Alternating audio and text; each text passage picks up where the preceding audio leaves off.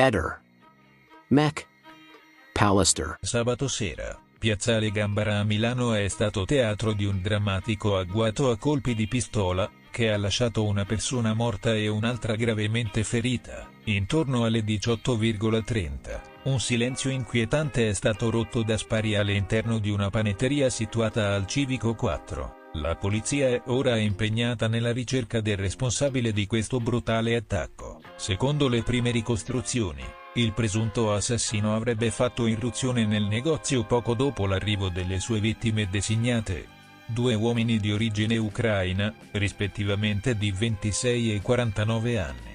Una volta all'interno della panetteria, l'assalitore ha aperto il fuoco, uccidendo il 49enne e ferendo gravemente il 26enne. Le due vittime erano entrate nel locale pochi istanti prima dell'attacco, mentre il proprietario del negozio stava scaldando i loro piatti nel retro del bancone. Si sono sentiti gli spari. Il 49enne è collassato immediatamente sul posto, ma è stato comunque trasportato al Policlinico di Milano, dove è stato successivamente dichiarato morto. Il 26enne ferito è stato trasportato d'urgenza in codice rosso all'ospedale San Carlo, assistito dai soccorritori dell'Agenzia Regionale Emergenza Urgenza, giunti sul posto con 4 equipaggi tra ambulanze e automediche. La scena del crimine ha visto l'arrivo delle volanti della questura e degli esperti della scientifica, incaricati di eseguire rilievi dettagliati sia all'interno che all'esterno del panificio. All'interno del locale, una vasta macchia di sangue sul pavimento ha testimoniato la violenza dell'accaduto. Fuori,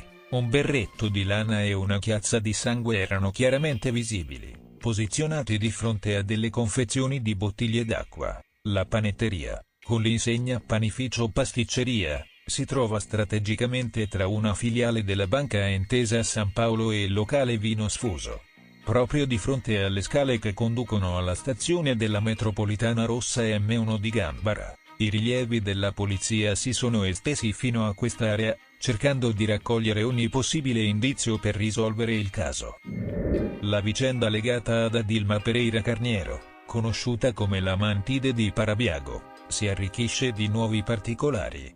Già sotto processo per l'omicidio del compagno Fabio Ravasio, Adilma è ora sospettata di essere coinvolta, insieme a un altro amante, nella morte del suo secondo marito, Michele Della Malva, avvenuta nel 2011. Sabato, i carabinieri della compagnia di Legnano, guidati dal maggiore Pietro Laghezza, hanno eseguito un fermo nei confronti di un uomo di 59 anni di Milano. Il fermo è stato emesso su richiesta del sostituto procuratore di Busto Arsizio, Ciro Caramore. Questo uomo, ex cognato di Della Malva, è sospettato di aver partecipato all'omicidio, motivato da interessi sentimentali ed economici. Si ipotizza che la morte di Della Malva sia avvenuta a causa dell'ingestione di cocaina, sempre a casa di Adilma.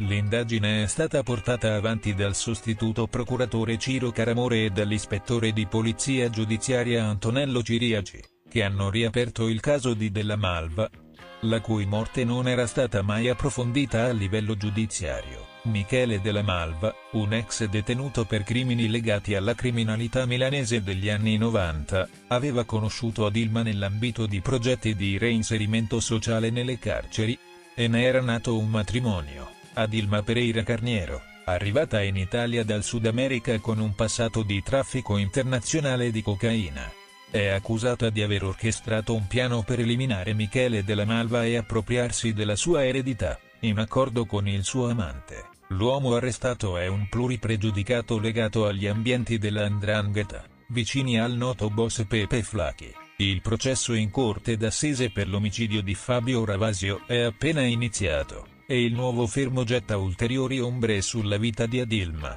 coinvolta in un ambiente criminale di alto livello. Restano ancora da chiarire molti aspetti di questa intricata vicenda, che continua a tenere sotto i riflettori il mondo della criminalità organizzata e i legami pericolosi intrecciati dalla Mantide di Parabiago. La nuova consulenza medico-legale affidata dal pubblico ministero Maddalena Chergia all'antropologa forense Cristina Cattaneo e al team di esperti che la affianca rappresenta un tassello cruciale nelle indagini sulla morte di Liliana Resinovic. Tale consulenza, richiesta dal giudice per le indagini preliminari Luigi Dainotti nel giugno del 2023.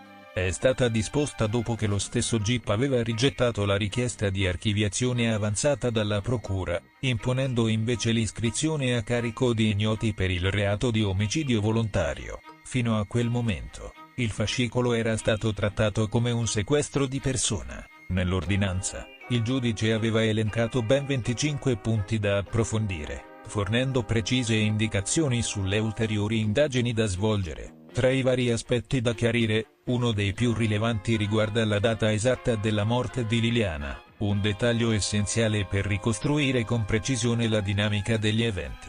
A tal fine, oltre all'esame medico-legale, il GIP aveva disposto anche l'analisi di tutti gli account e i dispositivi digitali in uso alla donna, nonché la verifica delle celle telefoniche nell'area del ritrovamento del corpo. Non solo, anche i dispositivi telefonici del marito, Sebastiano Visintin, e di Claudio Sterpena, l'uomo con cui Liliana aveva una relazione, sono stati sottoposti a una minuziosa analisi. Ulteriori esami hanno riguardato i sacchi neri in cui è stato rinvenuto il corpo della vittima. Gli investigatori hanno ritenuto essenziale verificare ogni possibile traccia e dettaglio che potesse fornire indicazioni sulle modalità con cui il cadavere era stato occultato. Il giudice ha inoltre voluto approfondire la questione del denaro contante rinvenuto nell'abitazione di Liliana e Sebastiano, ritenendo che anche questo elemento potesse avere un peso nell'indagine. Nel frattempo, parallelamente al lavoro degli inquirenti,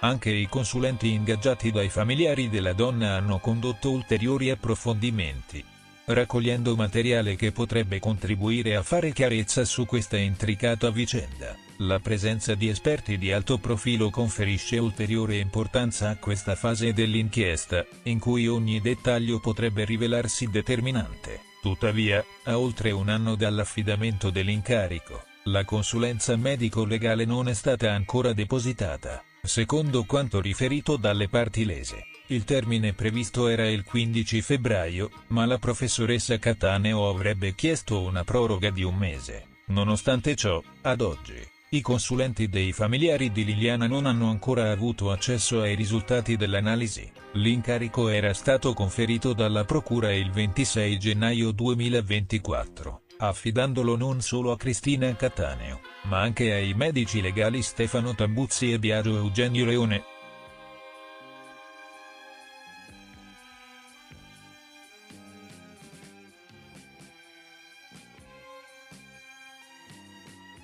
E all'entomologo Stefano Vanin. Pochi giorni dopo, il 13 febbraio, i resti della donna, precedentemente sepolti nel campo 11 del cimitero di Sant'Anna, erano stati riesumati e trasferiti all'obitorio di Milano, dove il 15 febbraio era iniziato l'esame autoptico. Ora, a distanza di un anno, i familiari e in particolare il marito, Sebastiano Visintin, si trovano ancora senza risposte. Visintin ha espresso tutta la sua frustrazione per la lentezza dell'iter investigativo. Speravo finalmente si potesse fare un po' di chiarezza. Invece continuiamo a stare in questa sorta di limbo, con proroghe su proroghe. Il suo desiderio è che le spoglie della moglie possano essere restituite quanto prima alla famiglia, per esaudire le volontà di Liliana e garantirle finalmente pace. Le domande fondamentali che tutti si pongono restano due: quando è morta Liliana e quale sia stata la causa del decesso. Il marito, che fino a oggi ha evitato di formulare ipotesi personali, si affida completamente agli inquirenti, ma non nasconde la sua esasperazione per l'assenza di risposte definitive. Dopo un anno, con professionisti di quel livello e i tanti incontri e confronti, mi aspetto che questa consulenza dia, una volta per tutte, delle risposte. Ha dichiarato. Visintina si interroga su cosa sia davvero accaduto a sua moglie. È stata male? È stato un incidente? Le hanno fatto del male? E se dovesse emergere che le lesioni riscontrate sul corpo sono il risultato di un atto violento? Ne sarei devastato. Incredulo all'idea che qualcuno possa aver voluto fare del male a una donna come Liliana. Descritta come discreta, gentile e dedita agli altri, Infine, il marito denuncia un aspetto inquietante, l'esistenza di persone che hanno tratto vantaggio dalla vicenda, alimentando il mistero attorno alla morte di Liliana per scopi economici. Ci sono persone che ci hanno guadagnato e continuano a guadagnare sul caso di mia moglie, afferma con amarezza, riferendosi in particolare a youtuber e altre figure che hanno speculato sulla tragedia attraverso contenuti sponsorizzati e inserzioni pubblicitarie. Il caso di Liliana Resinovic, dunque, resta avvolto nel mistero. L'attesa della consulenza medico-legale è diventata snervante per chi cerca risposte. E la sensazione è che solo quando questa verrà finalmente depositata si potrà fare un passo avanti decisivo verso la verità. Ehi, non dimenticare di iscriverti a questo canale.